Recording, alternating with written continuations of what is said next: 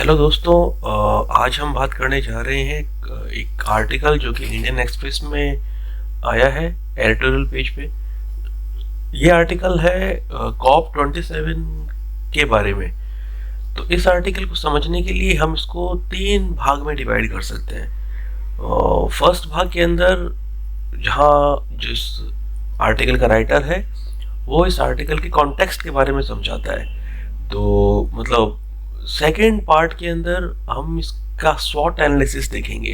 मतलब आर्टिकल में राइटर ने कई कंट्रीज का स्वॉट एनालिसिस किया है कि वो लोग अपने अचीवमेंट गोल को पा सकते हैं कि नहीं पा सकते, उनकी क्या स्ट्रेंथ्स है, वीकनेस है, अपॉर्चुनिटीज़ हैं, कुछ थ्रेट्स भी हैं क्या अलग अलग कंट्रीज़ के। और लास्ट के अंदर हम इसके सजेशंस पार्ट को कवर करेंगे, जिसमें इन्हीं कंट्रीज के बारे में ऑथर जो है वो कुछ सजेशन देता है कि अगर आप अपने कंट्री में ये इनिशिएटिव ले लोगे तो इससे आप जो है इस मीटिंग के अंदर जो गोल डिसाइड हुए हैं उन गोल्स को अचीव करने के लिए आप बेहतर काम कर सकेंगे। तो सबसे पहले हम बात करते हैं कॉन्टेक्स्ट के बारे में। कॉन्टेक्स्ट के अंदर देखिए, उसके अंदर इसने पहले तो ये बताया है कि मीटिंग कहाँ ऑर्गेनाइज हुई है। अभी हम सबको पता है कि हाल ही में इजिप्ट में शर्म एल शेख, उसकी एक सिटी का नाम है, वहाँ पे ये मीटिंग कॉप 27 ऑर्गेनाइज हुई है। सेकेंड पार्ट के अंदर वो ये बताता है कि इस मीटिंग के अंदर international panel for climate change IPCC, इस पैनल ने अपनी बात रखी है। उसने पहले तो प्रेजेंट स्टेटस बताया है कि आज के टाइम में, आज की डेट में जो ग्लोबल वार्मिंग है वो 1.1 डिग्री सेंटीग्रेड ऑलरेडी पहुंच चुकी है। मतलब हमारा टेम्परेचर राइज जो है वो ऑलरेडी 1.1 डिग्री सेंटीग्रेड हो चुका है। अगर इसी रफ्तार से हम चलते रहे, जो एक्शंस हम ले रहे हैं या जितना एमिट हम कर रहे हैं कार्बन एमिशन, तब हम इस सदी के अंत तक, मतलब 2099 के आसपास तक हम 2.8 डिग्री सेंटीग्रेड का लेवल अचीव कर चुके होंगे, जिससे कि हमें जो है क्लाइमेटिक कैटास्ट्रॉफ देखने को पक्का मिलेगा, उसे कोई नहीं रोक सकता। यही नहीं, इस पार्ट में वो IPCC ये भी कहता है कि हम ऑलरेडी एक्सट्रीम वेदर इवेंट्स की फ्रीक्वेंसी की बात कर लें कि वो कितनी जल्दी जल्दी हो रहे हैं, या उनकी सीवियरिटी की बात कर लें, जैसे कहीं क्लाउड बर्स्ट है, कहीं फ्लड है, कहीं ड्रॉट है, तो उसकी कितनी सीवियरिटी, किस डेप्थ तक, किस इंटेंसिटी के साथ में वो एक्सट्रीम वेदर इवेंट्स एग्जिस्ट कर रहे हैं। तो इन दो पैरामीटर्स के हेल्प से IPCC ने आज के प्रेजेंट स्टेटस को डिफाइन करने का काम किया है। फिर वो कहता है कि अगर हम एक आइडियल केस की बात करते हैं, यह आइडियल केस वो है जबकि हम जो 2 डिग्री सेंटीग्रेड के राइज की बात हम करते हैं कि हम अपने टेम्परेचर को 2 डिग्री सेंटीग्रेड या 1.5 डिग्री सेंटीग्रेड से ऊपर नहीं जाने देंगे ग्लोबल टेम्परेचर को, और हम इसको रोक लेंगे।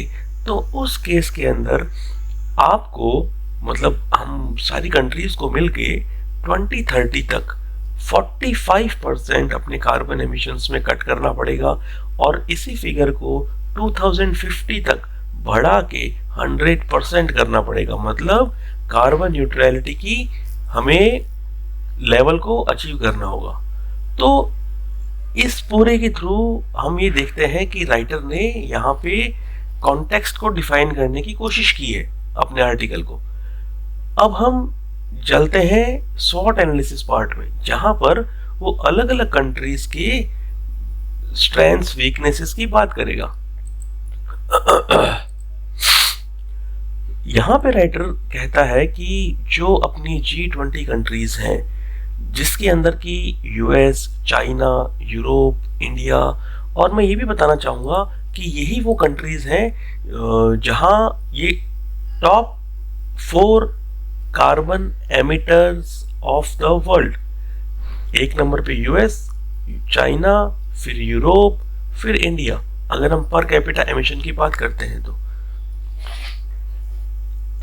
तो सबसे पहले हम यूएस के बारे में बात करते हैं। तो यूएस के अंदर वो कहता है कि जो प्रेजेंट स्टेटस है वहां पे पर कैपिटा कार्बन एमिशन जो है, हालांकि पहले ये 20 टन हुआ करता था पर कैपिटा कार्बन एमिशन, जिसको कि इन्होंने घटा के 14.6 टन कर दिया है। लेकिन ये 14.6 टन भी बहुत ज्यादा है, और इवन ये अपने जो सेकंड रैंक पे जो आता है चाइना, उसके लगभग डबल के आसपास है। जब हम चाइना को देखेंगे, चाइना के सेम स्टेटस के बारे में बात करेंगे, तो हम पाएंगे कि चाइना में per capita carbon emission only 8.4 tonne है, जबकि यहाँ पे 14.6 टन है। चलिए पहले हम यूएस की बात कर लेते हैं। यूएस के अंदर राइटर का कहना है कि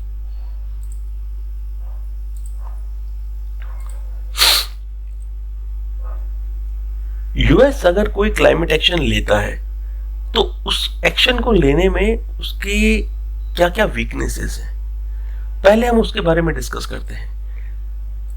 पॉलिटिकली यूएस जो है इंटरनली डिवाइडेड है।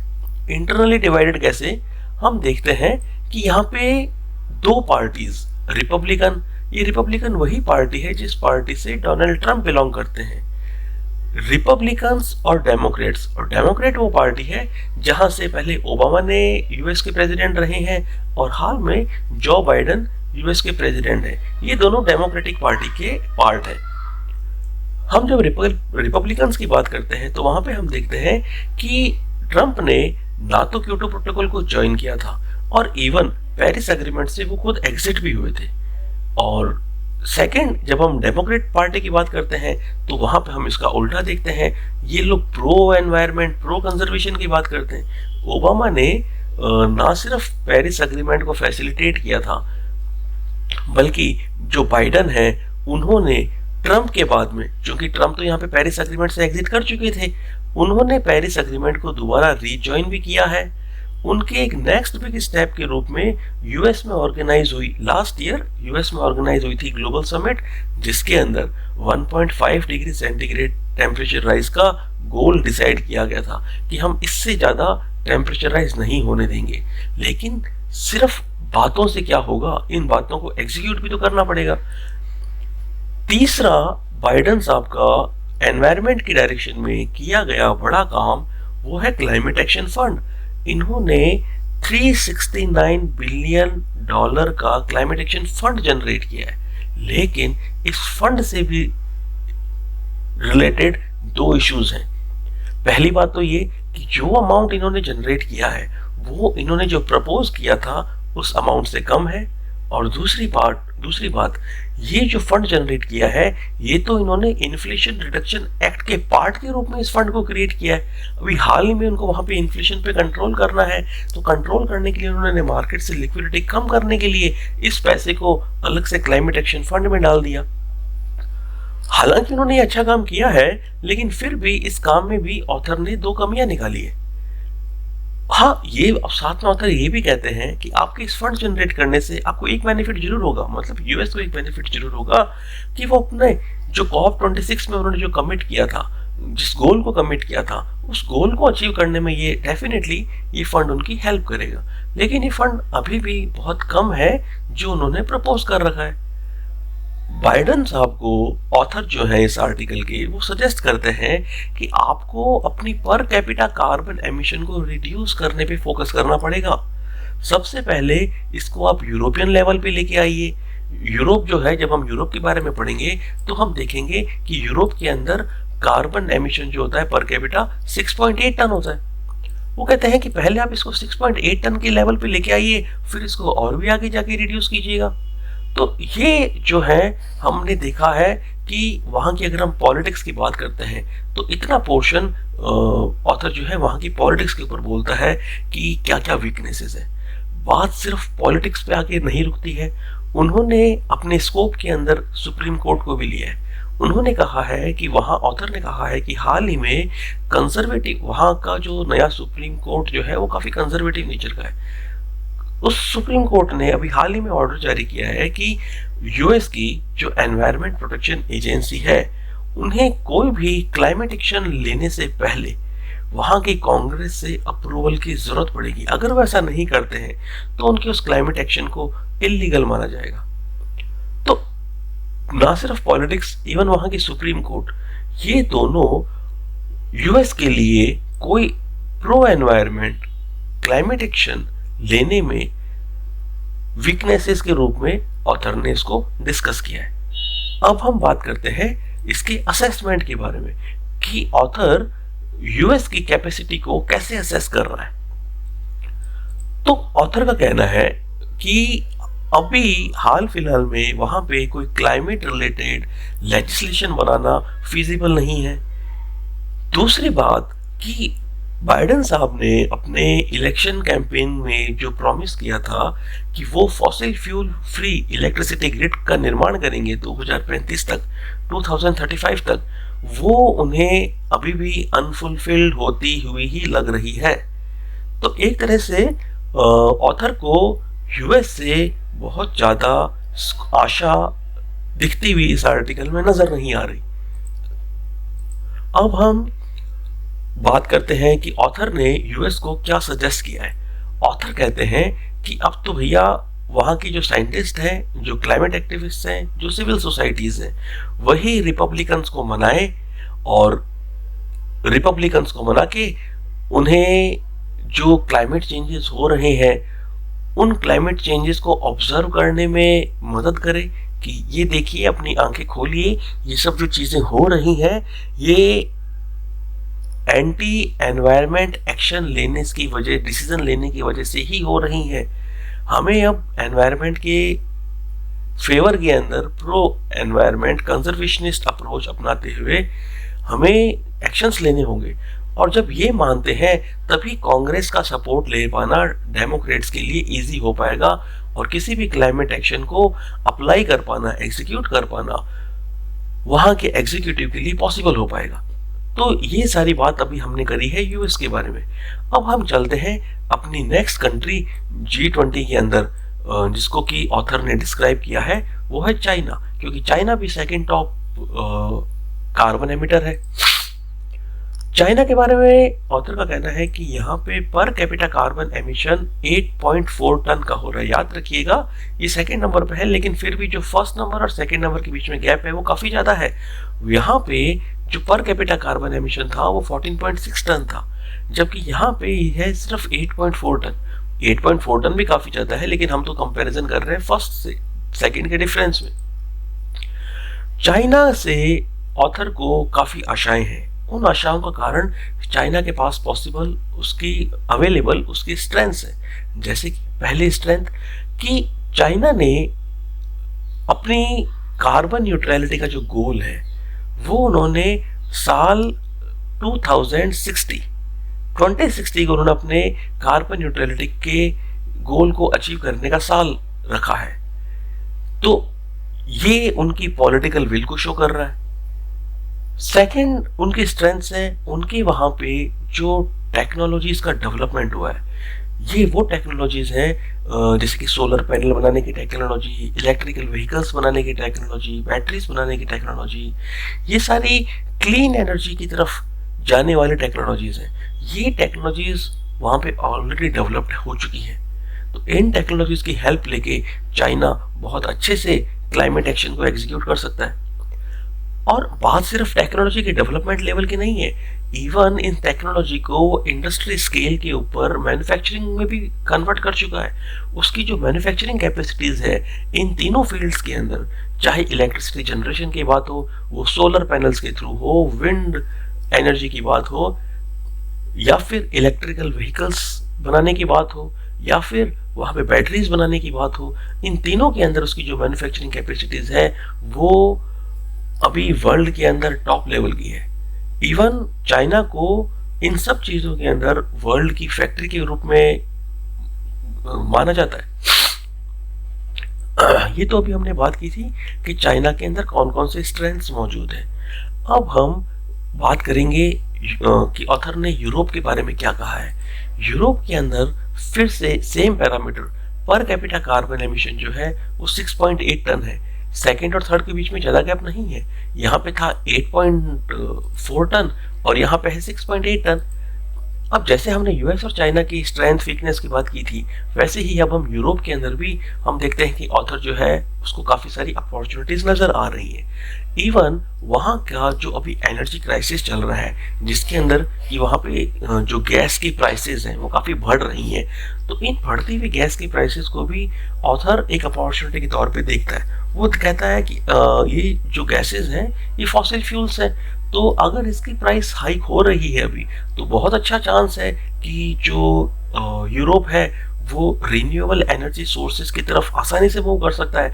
जैसे कि हमारे यहाँ पे जब डीमोनेटाइजेशन हुआ था तो उसको एक अपॉर्चुनिटी की तरह यूज किया गया था डिजिटल पेमेंट सिस्टम के ऊपर मूव करने के लिए।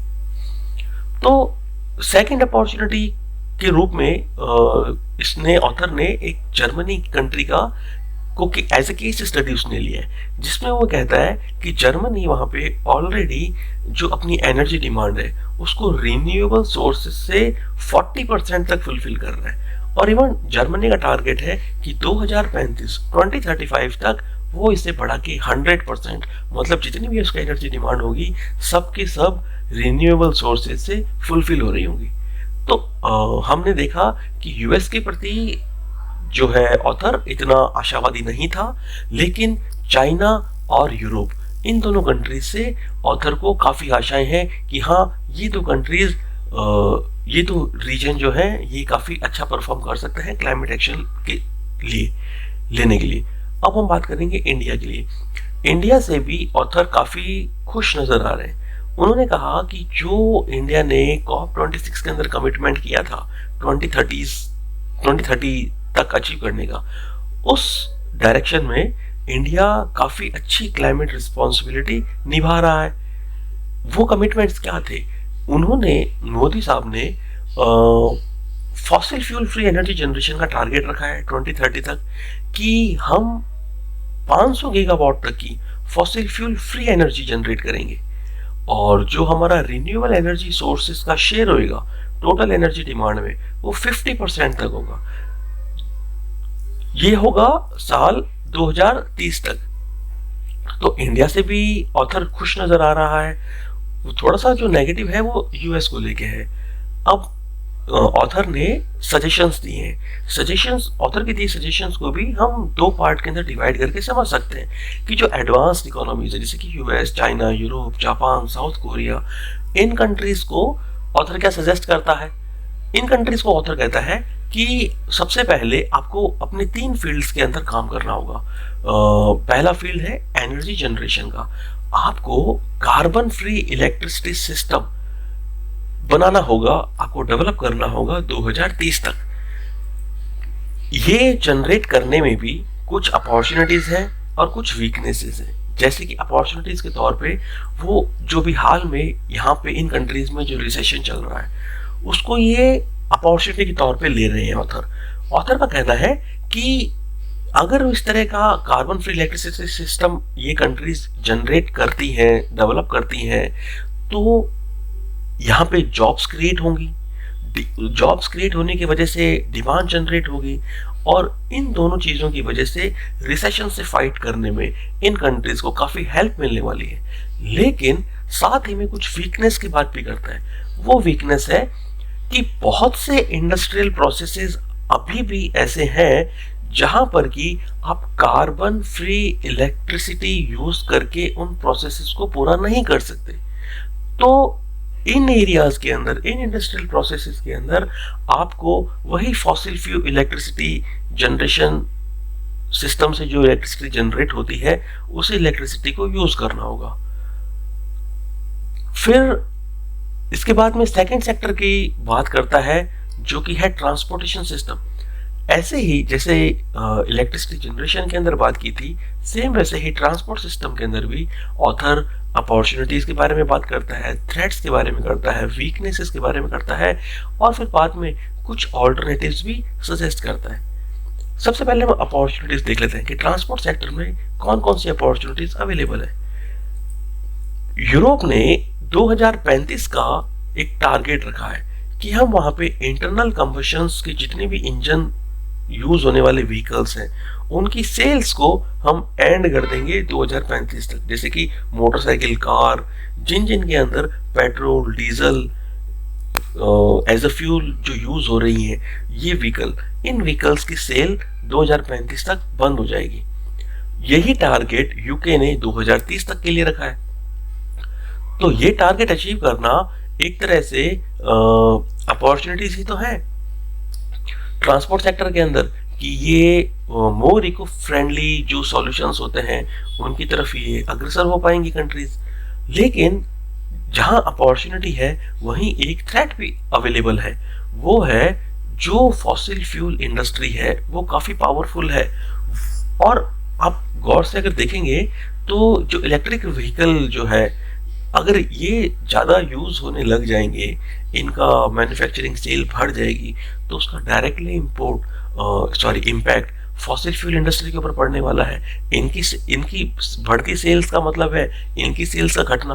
तो ऑब्वियसली ये इस कॉन्ट्राडिक्टरी जो इनके इंटरेस्ट हैं उसको बचाने के लिए ये अपनी पूरी कोशिश करेंगे कि इस तरह के टारगेट्स अचीव ना हो पाए या कंट्रीज इस डायरेक्शन में ना जा पाए। तो ये एक थ्रेट के रूप में ऑथर इसको लेता है। एक वीकनेस भी है। वीकनेस है कि जो जैसे कि हमने यहाँ पे बात की थी कि कई इंडस्ट्रियल प्रोसेसेस ऐसे होते हैं जहां पर कि आप फॉसिल फ्यूल से जनरेट होने वाली एनर्जी को यूज नहीं कर, उसको ही आपको यूज करना पड़ता है। सेम वैसे ही एयर ट्रांसपोर्ट है, शिपिंग है, यहाँ पर भी आप जो मतलब डीसी वोल्टेज को या जो रिन्यूएबल सोर्सेज से जो इलेक्ट्रिसिटी जनरेट हो रही है, जो पावर जनरेट हो रही है, उस पावर को आप यूज नहीं कर सकते।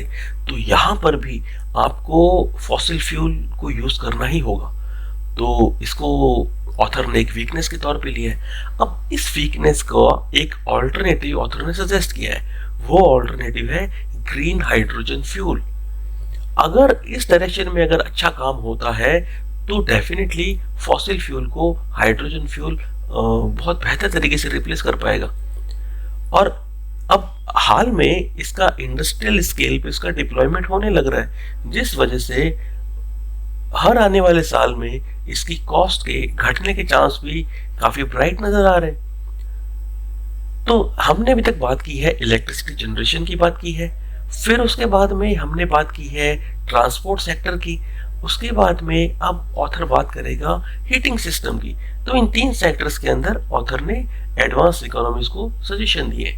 इसके अंदर जो ऑथर अपॉर्चुनिटी देख रहा है वो है यहाँ की गैस प्राइस हाइक। जैसे कि हमने अभी यहाँ पर भी बात की थी कि जो इनकी जो जॉब डिमांड, जो रिसेशन चल रहा है उसको ऑथर ने इलेक्ट्रिसिटी जनरेशन के अंदर एक अपॉर्चुनिटी माना है। सेम वैसे ही गैस प्राइस हाइक को भी ऑथर ने रिन्यूएबल सोर्सेस को यूज करते हुए जो हीटिंग सिस्टम जनरेट हो सकते हैं उसके लिए एक अपॉर्चुनिटी मान के चले हैं ये लोग। जो हमने अभी डीमोनेटाइजेशन का एग्जांपल लिया था वो यहाँ पर भी लागू हो सकता है। ये तो बात थी एडवांस्ड इकोनॉमीज की। अब ऑथर डेवलपिंग कंट्रीज को भी सजेशन दे रहे हैं। वो सजेशन है कि अगर ये कंट्रीज अपने डोमेस्टिक लेवल के ऊपर इनिशिएटिव लेना चाहती हैं तो ये अपनी वहाँ की जो टैक्स रेट्स हैं उनको कम कर सकती हैं उन गुड्स के लिए जो गुड्स लो कार्बन जनरेट करते हैं। तो बेसिकली जो लो कार्बन गुड्स हैं उनके लिए अगर आप टैक्स इंसेंटिव्स देते हो तो डेफिनेटली उनकी प्राइस कम होगी, लोग उनको अडॉप्ट आसानी से करेंगे, उनकी मैन्युफैक्चरिंग आसानी से अच्छे से होगी। और जब मैन्युफैक्चरिंग ज़्यादा होगी, लोगों में कंजप्शन बढ़ेगा, तो मान के चलिए कि जो एनवायरनमेंट फ्रेंडली एक्शंस हैं उनको काफ़ी सपोर्ट मिलेगा। ये था डोमेस्टिक लेवल के ऊपर। और अगर इंपोर्टिंग कंट्रीज में भी, मतलब जो कंट्रीज इनको एक्सपोर्ट कर रही हैं उन कंट्रीज में भी अगर ये डेवलपिंग कंट्रीज बदलाव लाना चाहती हैं तो ये डिफरेंशियल इंपोर्ट ड्यूटी स्ट्रक्चर को भी फॉलो कर सकती हैं। जैसे कि डोमेस्टिक लेवल पे लो कार्बन गुड्स को टैक्स इंसेंटिव्स दे रही थी, सेम वैसे ही जो लो कार्बन गुड्स इंपोर्ट हो रहे हैं उनके लिए अपना इंपोर्ट ड्यूटी स्ट्रक्चर, मतलब इंपोर्ट ड्यूटी को कम रख ले, और जहाँ पे कार्बन एमिशन, जिन गुड्स के अंदर, प्रोसेसेस के अंदर कार्बन एमिशन ज़्यादा होते हैं उनके अंदर थोड़ा high relatively high import duties को रख लें। तो इस तरह से डिफरेंशियल इंपोर्ट ड्यूटी स्ट्रक्चर को यूज करके भी डेवलपिंग कंट्रीज एक काफी अच्छा एक्शन एनवायरमेंट फ्रेंडली ले सकती हैं। तो इसी के साथ ये आर्टिकल जो है यहाँ खत्म होता है।